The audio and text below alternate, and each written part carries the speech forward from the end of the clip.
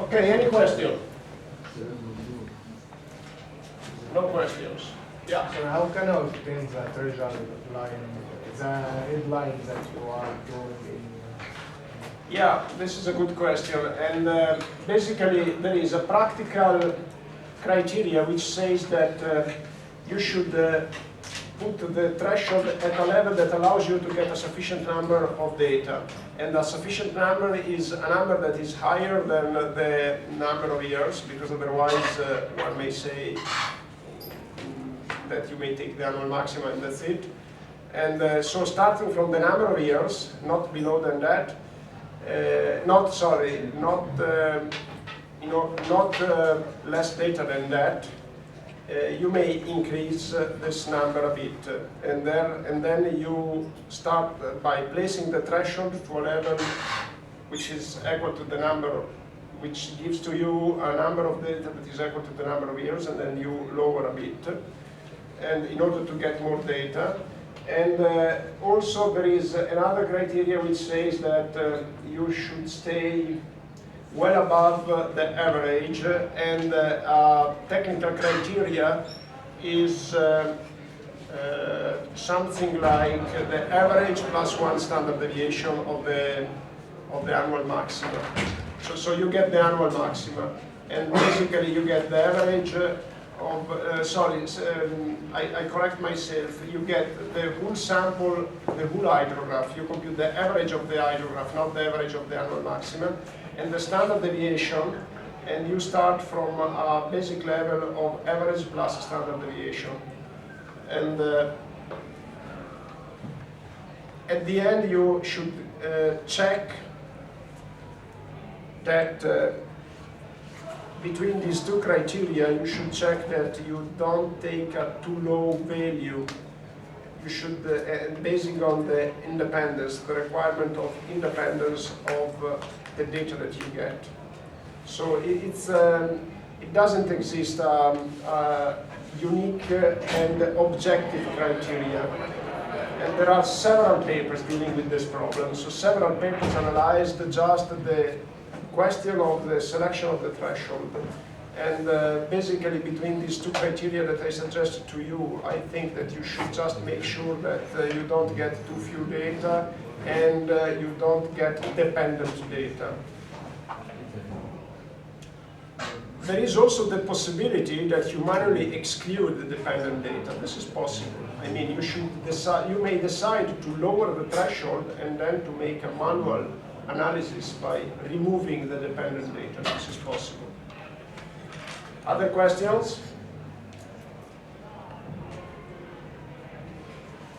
Okay, now let's look at this paragraph. Mind the difference between peak flow and peak of the average flow. So this is an interesting consideration, very simple, and refers to this problem. Let's suppose that you realize your hydrograph is formed by daily data.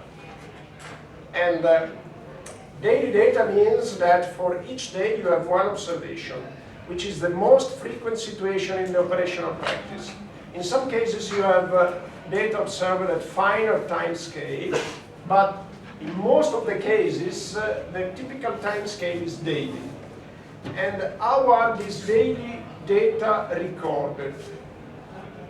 In the old times, and I mean up to the 90s of the past century, the observation was, in most of the cases, manually collected, which means that one person went at the same time every day and measured the flow.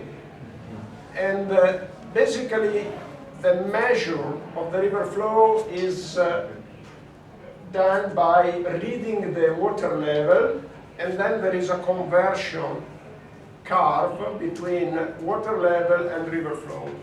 This is not important for us. How it is measured is not important. I mean, it would be important, but I decided in this course not to discuss this. It is important because how the measure is taken is relevant for estimating its uncertainty, but usually these topics are treated in basic courses of hydrology. So I decided to discard the measurement techniques So for our purposes, let's say that every day one person in the old times went there at the same time, typically 9 o'clock in the morning, and measured the river flow. Which means that what you get is not really the daily average. They are classified as daily averages, but they are not. They are point readings at the same time of the day. If the river is slowly varying in terms of river flow, then it can be considered a daily average. In any case, it's an observation that is just taken once per day. And then we use these observations to construct the hydrograph. And then we take from the hydrograph the maxima. So for instance, with the annual maxima method, we take the annual maximum of these daily readings. And we treat them, so far we treated them as peak river flows. Indeed, what we get with this procedure is not the annual maximum peak flow. It's instead the annual maximum of the average daily flows, where average is not really an average, it's a daily reading. So, to be very detailed and precise, we should say that we are analyzing the annual maxima of daily readings of the river flow. And the same reasoning would apply if I had hourly readings. I'm not analyzing the peaks. I am analyzing the annual maxima of point readings at a given time scale. So I am not sure that I got the maximum. So think, for instance, of a river where the flood lasts for 3-4 hours, like a mountain river. It may be that at 9 o'clock in the morning the reading shows no water, and at 4 o'clock in the afternoon you have a flood. And the next day, again, you may read no water. So in this way you would completely miss a flood. And therefore there is a difference between the annual maximum peak flow and the annual maxima of point readings at a given time scale. For instance, annual maxima of daily readings. And this difference is important to consider. So, first of all, in some cases, the annals, which are published, for instance, in Italy by the National Hydrographic Service, now it's the Regional Protection, the Regional Environmental Protection Agency. In some cases, these annals report the annual peak flow in some cases. When it's not specified, they report the annual maxima of the daily readings. And this difference is to be considered.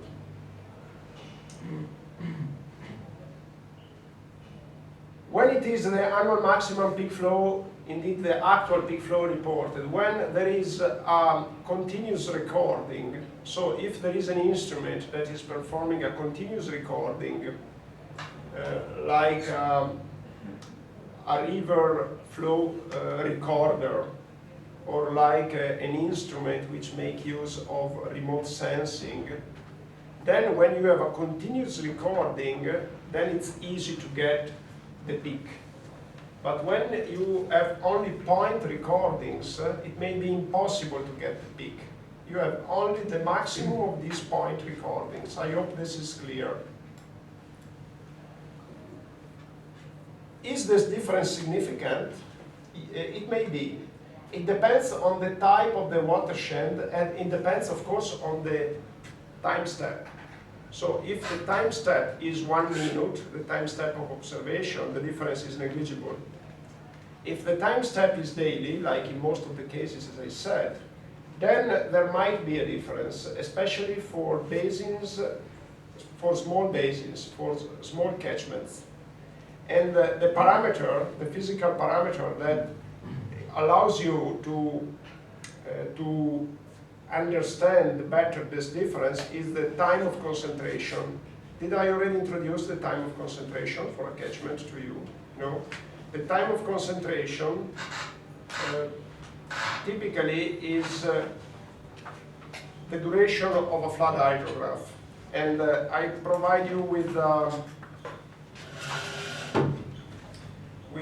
more objective definition. Let me see if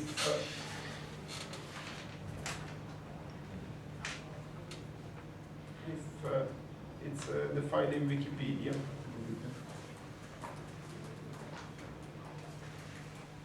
Sorry.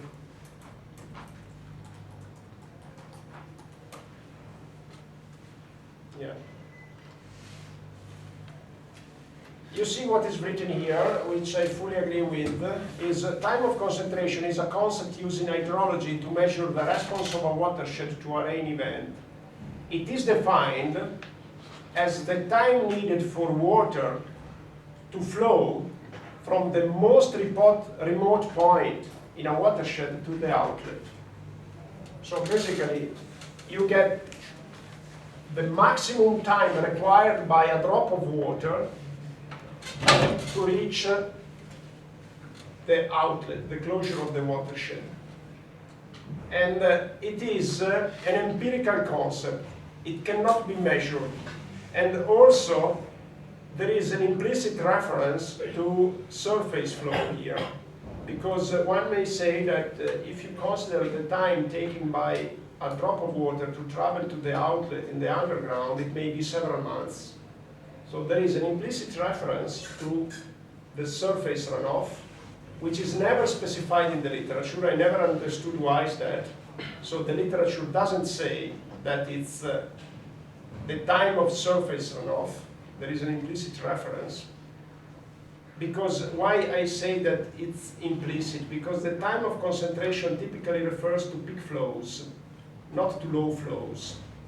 And therefore, for the peak flows, of course, the major contribution is given by the surface runoff, or at least we assume that it's a fast runoff. So basically, given that the time of concentration refers to a flood, there is an implicit reference to a fast runoff, which we may consider the same concept as surface runoff. There is a bit of a difference because I mentioned to you that we don't know how the water reaches the outlet of a catchment. So we are not sure whether there is a surface runoff, which means that water flows over the ground surface, or it is a flow that takes place in the soil. I mean, in the first layer of the groundwater. But anyway, let's ignore it. This is a kind of a scientific discussion. What is important to note is that there is an implicit reference to fast runoff, and it's something that cannot be measured. And therefore, it's anyway a time that is comparable to the response time of the catchment. So you may understand that what is the response time of the Po River, for instance, is about a couple of days, because I mentioned to you that on the travel time along the downstream reach is 1 day. So if we consider the whole travel time of the Po River is about 3 days, 4 days. And so basically this travel time is an estimate of the time of concentration. For a small watershed, the time of concentration may be tens of minutes, like 1 hour. The time of concentration, as I said, is very close to the duration of the flood, and therefore, if you get a short time of concentration, like 1 hour, and you monitor the river with daily readings, indeed it may happen that with your daily reading, you don't see the floods. So the difference between the daily readings and the peak flow may be very significant. For the Po River, where the time of concentration is, as I said, 3-4 days, the difference between daily readings and peak flow is negligible. Because, you know, in a few hours, it doesn't change much, the river flow. So basically, the difference between the daily readings and the peak is dictated by the type of watershed.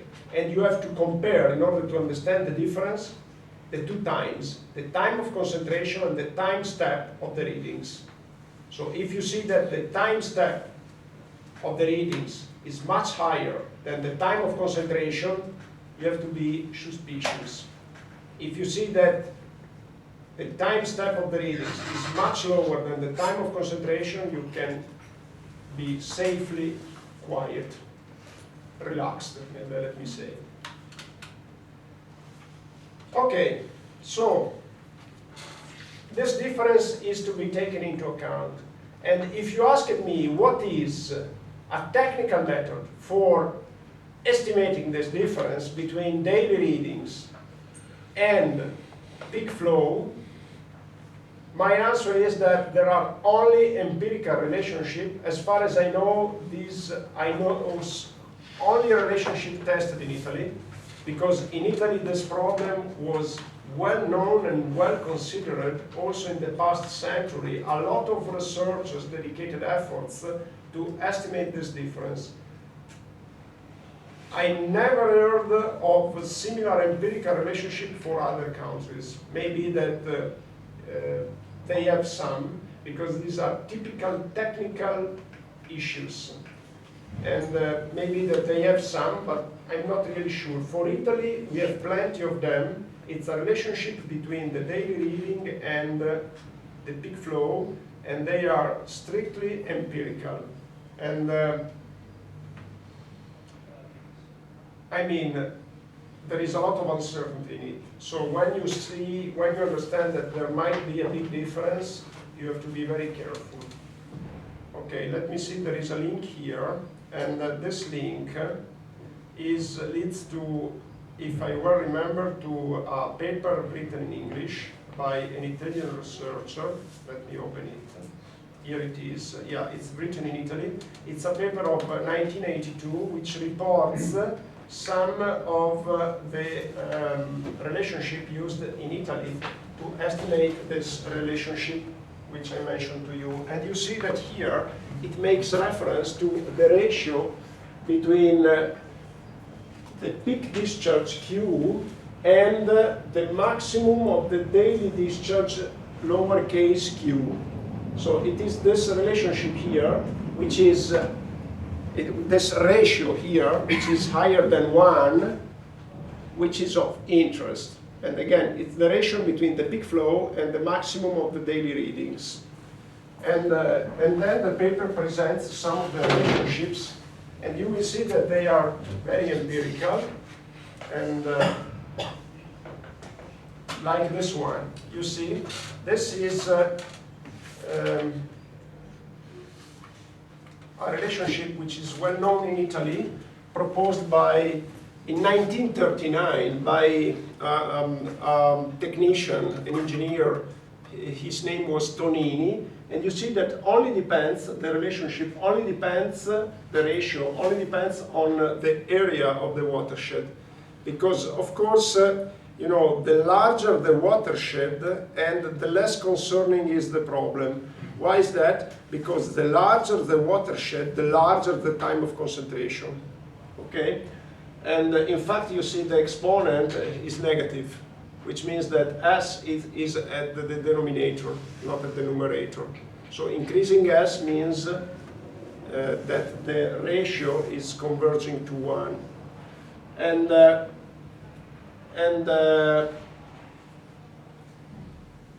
Sorry, it's here. And also there are the Cotecchia's formulas. These are very known and used in Italy. And also in Italy we have a book called The Manual of the Engineer, which reports these Cotecchia's formulas. And again, it's only the size of the watershed that matters, but Cotecchia proposed two formulations depending on the value of S. You don't need to learn by memory these relationships.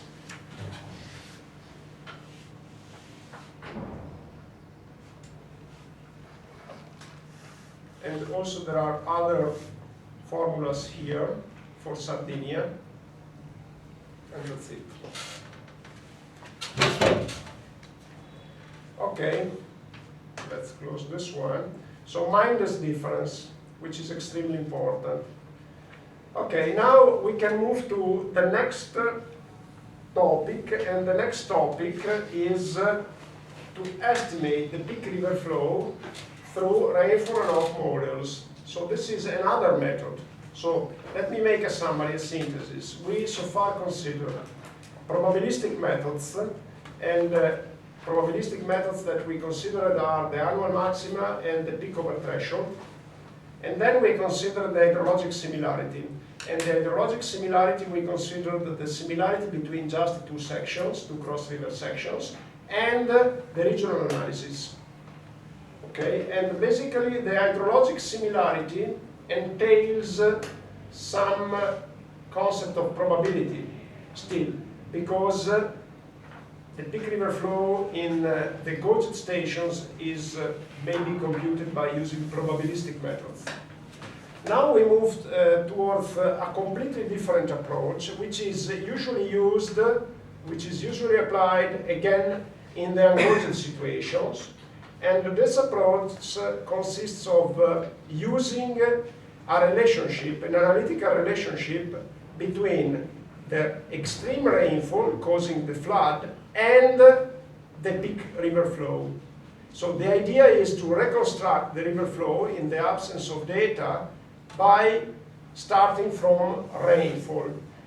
And the idea is motivated by the fact that rainfall observations are more readily available than river flow observations, because as I already mentioned to you, these are easy to take. Rainfall is easier to measure with respect to the river flow. You just need a pot placed outside and a person making the readings every day or every whatever time step. And therefore the result is that you have plenty of rainfall observations usually, and especially today, because rainfall can be also measured through remote sensing. And in fact, there are on the web available time series at the global level of grid rainfall. What means grid? It's not point rainfall, it's rainfall averaged over a grid of topographic area. So you have available like some databases like the CRU1, you have some databases available of historical rainfall over the globe. Of course, these huge databases are affected by uncertainty much more than the local readings, but what is important to note is that rainfall time series are indeed more readily available with respect to river flows, because also remote sensing allows us today to measure rainfall.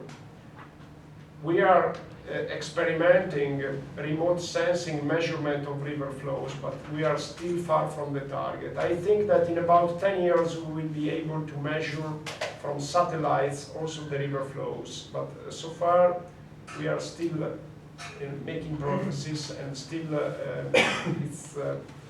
the precision is not really satisfying. So basically, the idea is well motivated. Given that we have rainfall observation, more rainfall observation than river flows, let's try to use analytical relationship to compute this transformation between rainfall and river flow. And basically, let me just, basically this topic of rainfall runoff models is a very classical topic in hydrology. And rainfall runoff models are by far the most used hydrological models. So I decided in my lectures to dedicate a separate web page to treating with rainfall runoff models. And therefore my decision was in this page just to introduce them and and then to move to another lecture. And the lecture I published it yesterday, and it's available. I think there is a link here. Yeah. The lecture is here, is still under development. It's rain for runoff modeling. But let me go back to the previous one. And let me say once again, I decided to make an introduction here. Because indeed, rain for runoff models are widely applied, but one of the most frequent applications is the estimation of the peak flow. And let me say that rain for runoff models can be used to simulate the whole flood hydrograph, or can be used to simulate just the peak river flow. And therefore, I decided to introduce here the simpler rain for runoff models that only allows you to get an estimate of the peak flow. And then I decided to move the description of the treatment of rain for runoff models describing the whole hydrograph, because they are different models, to the next page. So my proposal is, let me now introduce here rain for runoff modeling for the only purpose here and today, and I'm not finishing, of treating the models that provide an estimate of the peak flow only. Because this is as an ideal introduction. From the models that allows you to estimate the peak flow only, it's easier to move towards the models describing the whole hydrograph. I hope that my approach is clear. Okay, first of all, what is a rain for runoff model then? The rain for runoff model, basically, it's a mathematical model that describes a movement of water over the ground and under the ground. And therefore, being a model that describes a transfer of a fluid, it must be based on the laws of physics. It must be a physically based model. And in particular, it must be based on the conservation of mass and conservation of energy and momentum. These are the ideal laws, these are the physical laws that should support rain for runoff model development.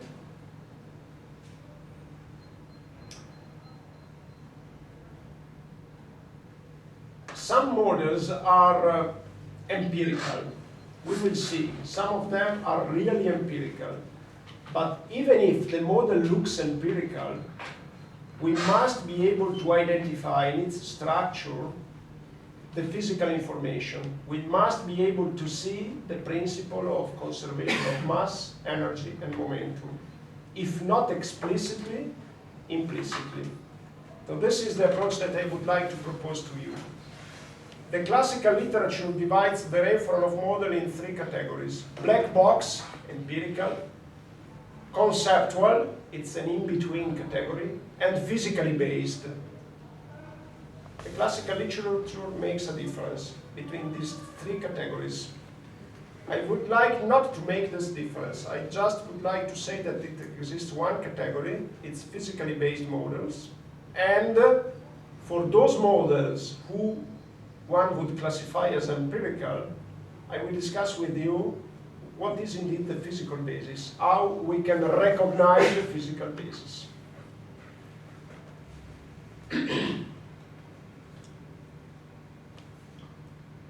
First of all, given that it's a model that we want to develop, let me say that a model is constituted by a set of equations.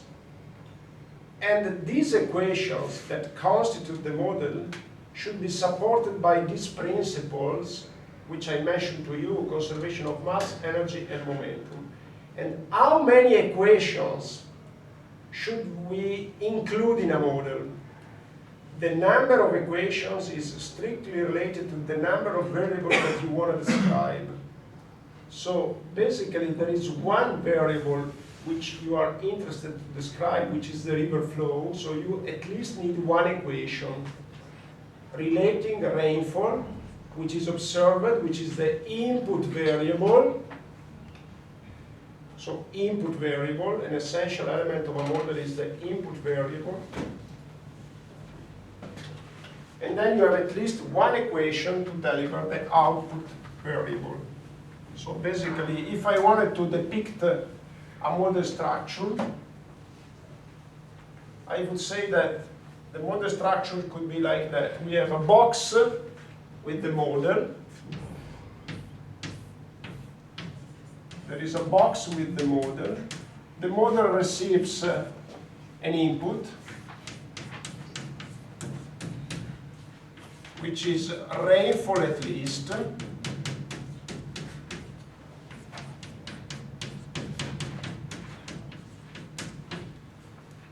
And then delivers an output,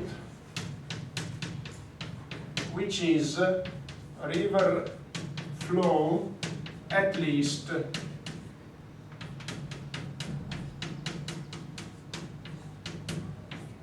And here in the model there are equations, and I call them constitutive equations. The equation that make the model, that constitute it. Okay, how many equations? First of all, input is known. I have to look at the unknowns. At least I have, as I said, one unknown, which is the river discharge.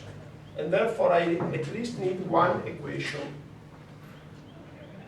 But let me say that you may need to introduce in the model some state variables. So you may have here also the state variables. What are the state variables?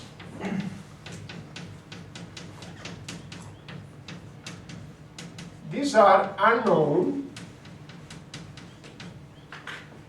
variables which describe the state of the system. And let me make an example to be clearer.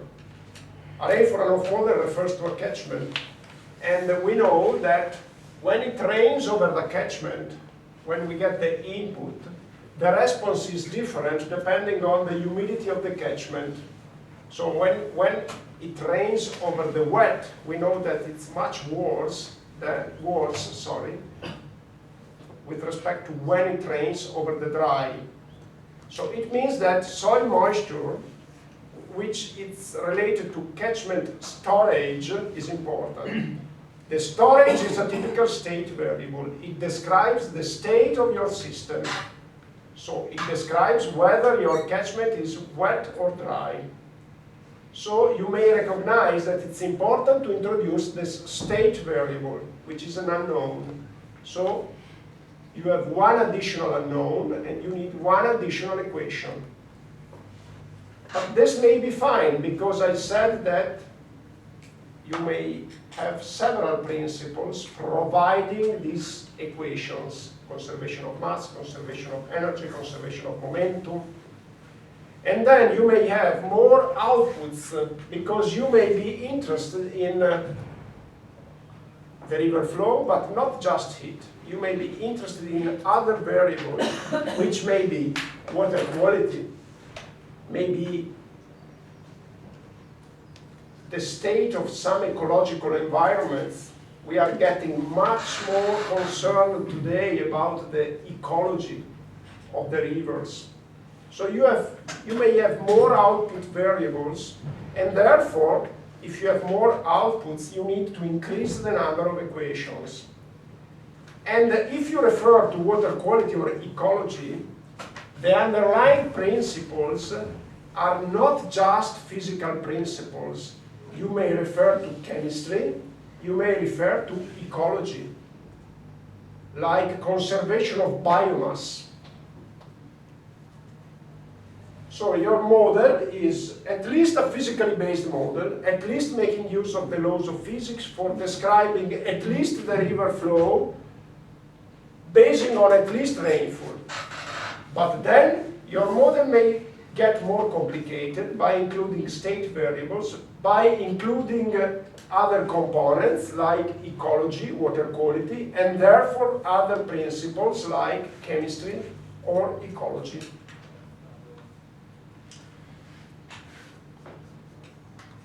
And let me anticipate that these equations may contain parameters.